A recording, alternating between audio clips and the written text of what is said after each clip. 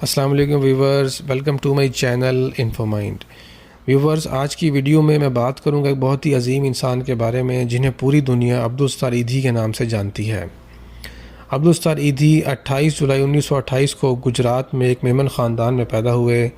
اپنی سوانحیات میں وہ لکھتے ہیں کہ جب وہ چھوٹے تھے تو ان کی والدہ انہیں اسکول کے لیے 2 پیسے دیتی تھیں، ایک پیسہ ان کے لیے اور دوسرا پیسہ کسی غریب پر خرچ کرنے کے لیے۔ جب ایدھی 11 سال کے تھے تو ان کی والدہ فالج کا شکار ہو گئیں اور 1947 میں 19 برس کی عمر میں ان کی والدہ انتقال کر گئیں۔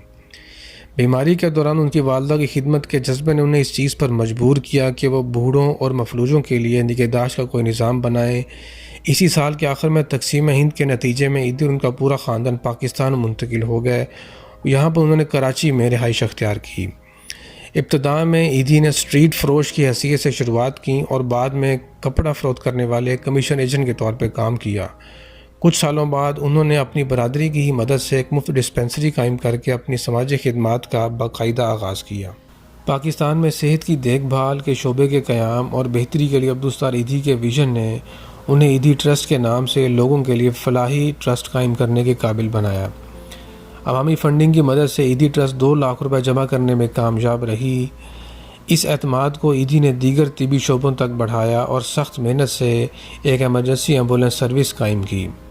ان کی فاؤنڈیشن نے بہت ہی اچھے مقاصد کے لیے رقم اکٹھی کی اور آخرکار ایدھی فاؤنڈیشن نے ہر انسان دوست مقصد کے لیے کوٹہ مختص کر دیا، چاہے وہ لاوارث لاشوں کو دفنانے کا معاملہ ہو یا قدرتی آفات میں پھنسے لوگوں کی مدد کرنا۔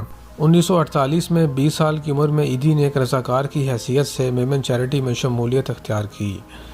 تاہم جب انہیں پتہ چلا کہ یہ خیراتی ادارہ صرف میمن لوگوں کی فلاح و بہبود کے لیے بنایا گیا ہے تو انہوں نے اپنے اعلیٰ افسران سے بات کی، مگر کوئی فائدہ نہ ہوا۔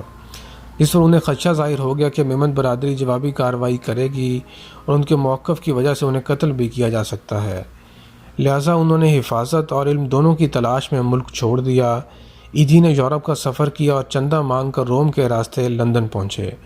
ان کا لندن میں گزرنے والے وقت نے انہیں اس قابل بنایا کہ وہ سرگرم سوشل ویلفیئر پروگرامز جو کہ لندن میں اس وقت چل رہے تھے ان کی مکمل جانچ پڑتال کر سکیں، جس کی وجہ سے انہوں نے اپنے باقی رفاہی کاموں کی بنیاد رکھی۔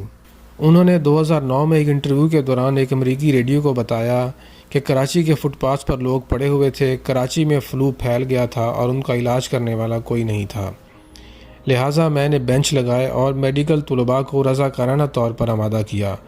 میں خالی جیب تھا اور سڑک پر چندہ مانگتا تھا اور لوگوں نے مجھے بہت کچھ دیا۔ میں نے اپنا کام شروع کرنے کے لیے اس 8 بائی 8 فٹ کمرے سے آغاز کیا۔ لندن میں اپنے قیام کے دوران ایدھی نے اپنی زندگی غریبوں کی امداد کے لیے وقف کرنے کا عزم کیا اور اگلے 60 سالوں میں انہوں نے اکیلے ہی پاکستان میں فلاح و بہبود کا نقشہ بدل دیا۔ اس کے بعد انہوں نے ایدھی فاؤنڈیشن کی بنیاد رکھی۔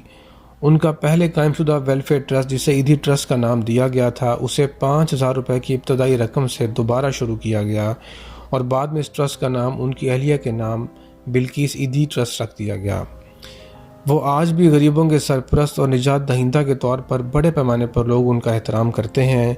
ایدھی کو بے شمار عطیات ملتے تھے جس کی وجہ سے وہ اپنی خدمات کو وسعت دے سکے۔ آج تک ایدھی فاؤنڈیشن کا سائز اور خدمات دونوں میں اضافہ ہو رہا ہے اور اس وقت پاکستان میں یہ سب سے بڑی فلاحی تنظیم بن چکی ہے۔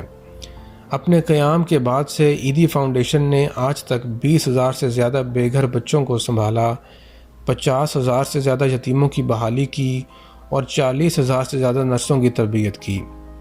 یہ پورے پاکستان میں 330 سے زائد سینٹرز چلا رہے ہیں جو کہ کھانے پینے کے باورچی خانوں، بحالی گھروں، بے گھر خواتین اور بچوں کے لیے پناہ گاہوں، ذہنی اور جسمانی طور پر معذور افراد کے لیے کلینکس پر مشتمل ہیں۔